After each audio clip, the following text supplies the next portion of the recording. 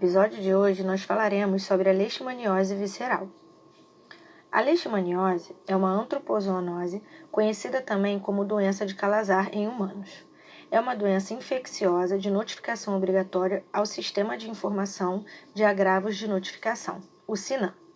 Ela é causada por um protozoário do gênero Lutzomyia e é transmitida ao homem pelo mosquito flebótomo, vulgarmente conhecido como mosquito palha, mas essa variação pode mudar de acordo com a região. A leishmaniose é uma doença infecciosa grave e que acomete vísceras, podendo ser fatal quando não tratada. A leishmania, que é o protozoário transmitido através da picada do flebótomo, que acomete principalmente hospedeiros vertebrados como roedores, tamanduá, bicho-preguiça, primatas, canídeos silvestres, cachorros do mato, raposinha, cães, gatos e os equídeos. Então, essa é uma doença que circula na natureza de forma natural. Nos animais domésticos, sem dúvida, os cães são os principais hospedeiros acometidos. Em gatos pode ocorrer, mas raramente acontece. No homem também pode ser um hospedeiro para a leishmaniose. O mosquito Lutzomyia é muito pequeno. É um inseto com asas, com muitas cerdas revestindo todo o seu corpo. Tem um corpo piloso, antenas longas e corcunda. A sua probóscide, que é o aparelho bucal, é muito curta e possui uma curvatura. Normalmente, ele vai picar o hospedeiro onde tem menos pelo, como a área interna das orelhas, região ventral ou os focinhos dos cães. Normalmente, passa desapercebido pelos olhos humanos. Após a picada do mosquito, o período de incubação pode ocorrer de 3 meses até 7 anos. Ou seja, esse paciente ele pode ser assintomático por um longo período, e isso é um grande problema. No Brasil, a leishmania que nós temos é a leishmania chagas. Antigamente, ela era conhecida como uma endemia rural e somente eram encontradas em comunidades rurais como Minas Gerais e Belém do Pará. Depois começou a avançar para as áreas urbanas e hoje nós temos uma zoonose de caráter de saúde pública. E quais são os principais sinais clínicos que a leishmaniose pode causar? Um dos principais sintomas que os animais com leishmaniose podem apresentar é a onychogrifose, que é o crescimento exagerado das unhas. Outro sintoma muito comum de se encontrar é a linfadenomegalia, que é o aumento exagerado dos gânglios, principalmente dos linfonodos poplíteos. Nos cães, a leishmaniose tem muita alteração dermatológica. O paciente normalmente não se coça, e as lesões ocorrem principalmente em ponta de orelha, focinho ou extremidades. As principais manifestações cutâneas, de maneira geral, são o espessamento da pele, descamação, nariz um pouco mais seco do que o normal, pelos opacos, secos e quebradiços, alopecia periorbital e nódulos subcutâneos, além de ulcerações e lesões na pele que, mesmo com tratamento, não cicatrizam. Outro sinal comum é a caquexia. O animal começa a emagrecer, perder peso e massa muscular, progressivamente, ficando apático e com uma fadiga crônica. Além disso, o animal pode apresentar uma hepatosplenomegalia, que é um aumento do baço e do fígado além do normal. Nefrite também é uma outra alteração que esse animal pode apresentar, que são inflamações dos glomérulos afetando a capacidade de filtração dos rins. Ainda, ele pode apresentar poliartrite, que são dores nas articulações, e ainda sangue nas fezes ou hemorragias nasais, além de anemia e febre. Os felinos eles têm uma maior resistência à leishmania visceral do que os cães, sendo mais difícil de notar os sinais clínicos. Então, nós devemos ter muito cuidado, porque quando não tratada, a leishmania pode levar o animal a óbito. No homem, normalmente, a leishmaniose ocorre de forma tegumentar. Não existe uma correlação nem com a idade ou sexo, mas sabemos que os pacientes imunossuprimidos eles tendem a ter mais chance de desenvolver a forma grave da doença. Atualmente, 12 milhões de pessoas no mundo estão infectadas com leishmaniose e sem diagnóstico.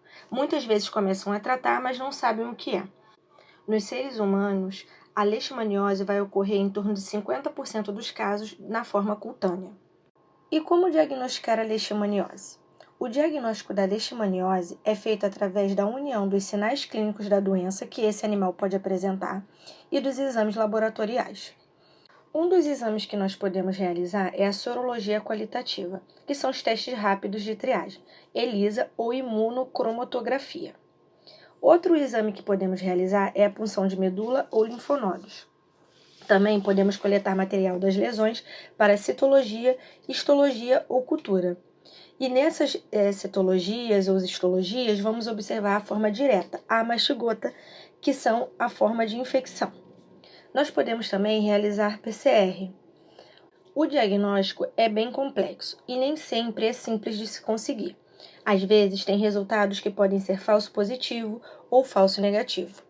Por isso, é sempre interessante a realização de mais de um método de diagnóstico desses que citamos, para nós termos a confirmação da doença. E o tratamento de leishmaniose visceral? Atualmente, não existe nenhum tratamento que cure o animal 100%. O tratamento que nós temos atualmente, ele consiste em fazer um controle da doença, que faz o que chamamos de cura clínica. Ou seja, quando o animal faz o tratamento, aparentemente ele vai ficar curado. Mas isso não faz com que ele seja livre de ser um reservatório ou impede que esse animal retorne com os sinais clínicos. Então, é muito importante que o paciente continue retornando às consultas periódicas com o médico veterinário para fazer o acompanhamento da doença. Por isso, atualmente, prevenir a leishmaniose é a melhor forma de combater essa doença. E como prevenir a leishmaniose visceral? Manter a limpeza dos quintais, evitando acúmulo de lixo e matéria orgânica, que são locais onde o mosquito palha gosta de se reproduzir. Fazer instalações de telas com buracos menores nos canis aonde esse animal fica, porque esse é um mosquito muito pequeno, então ele consegue passar em telas com espaços maiores. Fazer pulverização do ambiente aonde os animais costumam ficar, seja dentro de casa ou no canil. Evitar expor esse animal aos horários onde o mosquito mais ataca, que normalmente é o entardecer, a noitinha ou o amanhecer.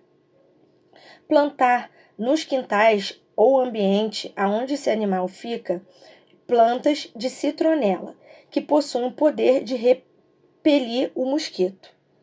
O uso de produtos veterinários que existem no mercado também destinados a repelir o mosquito no animal, como coleiras ou espotiões repelentes. A vacinação contra a leishmaniose também é muito importante.